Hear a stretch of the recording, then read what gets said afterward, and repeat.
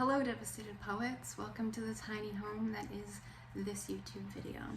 I thought it'd be fun to start a new series where I share some of my found poems from the week.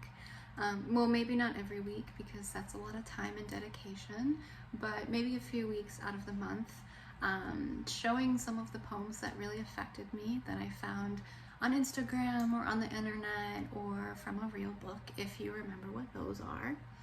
And then maybe you can find a new poet that you love or a new poem that you can carry with you to your own work or even throughout your day. So I will read these 3 poems and also put the words on the screen so you can read along or screenshot. And I will tell you a little bit about each poet before I read it. Give credit where credit is due and learn a little bit more about some of our great poets of the modern day. So my first poem that I will be sharing is from Jeremy Radin. He is a poet, actor, and teacher that lives in LA. He has 2 poetry collections, Slow Dance with Right Bloody Publishing and Dear Sal with Not a Cult Press. And he's been in a lot of TV shows, published in a lot of different literary journals. And without further ado, here is his poem, Sad, which is a great title. Already relatable. Okay. Sad by Jeremy Radin. It is sad to tip the kettle over the cup and discover there is no more tea in the kettle. It is sad when the diner is closed. It is sad when the hawk seizes the rat, and sad when the hawk misses. It is sad when the child encounters too early. It is sad when a mother apologizes. It is sad when the aphids have chewed holes in the Lecino cow. It is sad when there is a shopping list taped to a refrigerator. It is sad in the morning, Bach or no Bach. It is sad in the winter, and depending on the city, sadder in the summer. It is sad to finish a book and sad not to finish. It is sad to make love imperfectly. It is sad when the body is ready but not the mind. It is sad when blank has left the group chat. It is sad when the wrong thing dies. It is sad when it is 3 in the morning and the wind is howling and the moon is like a burning umbrella. Oh God, who will put up with me?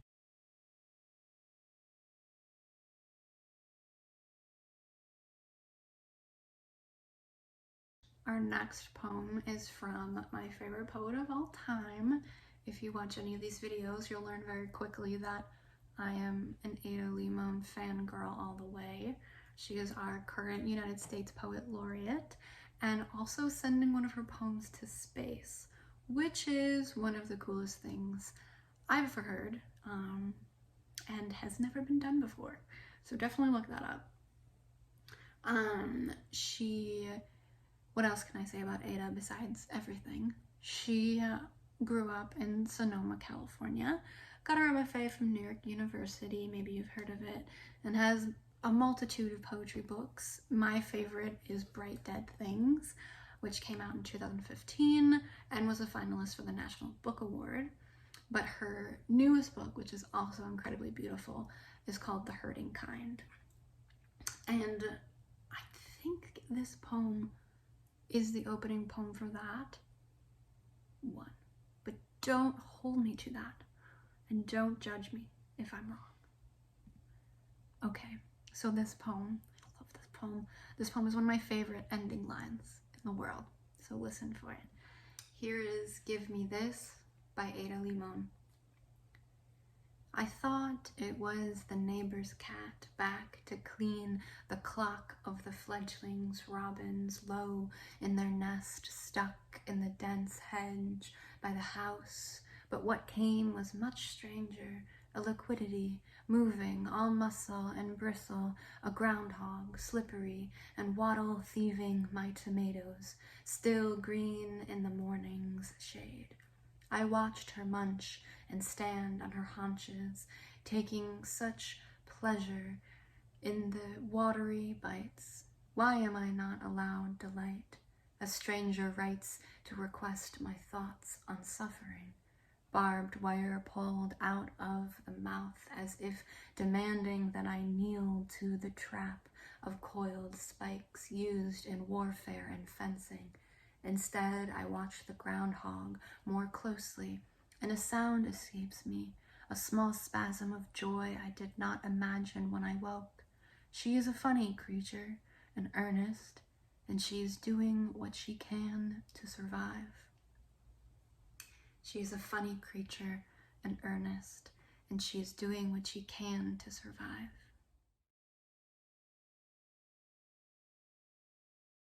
So our last poem today is from Linda Pistan, who was a poet who actually recently passed away at the ripe old age of 90. She was an incredible influence on poetry.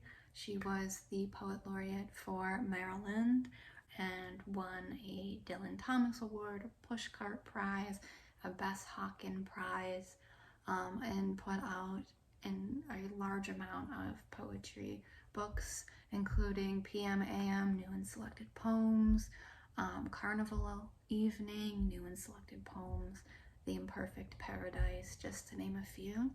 She's honestly a poet that I need to dive into more, and I credit Poetry Is Not a Luxury for helping me find this beautiful short little poem called Postcard from Cape Cod.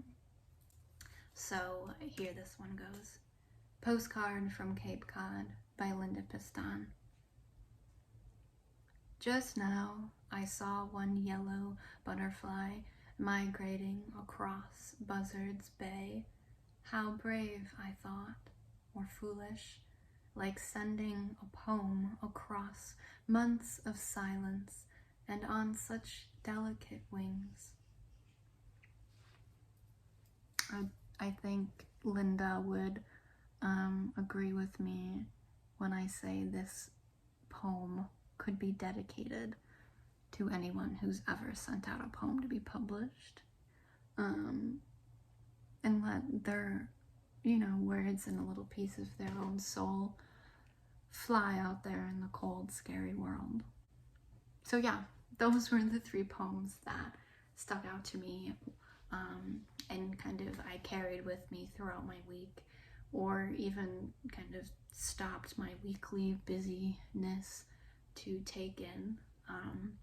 And I love that feeling of everything's moving really fast around you, but then here's this short piece of art that can kind of stop you in your tracks and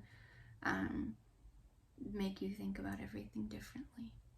These poems, I've linked the poets' web pages or poetry bio for you to kind of dive in deeper and get to know them better. Of course, follow Ada and Jeremy on social media to keep up with what they're doing. All right, so that's all.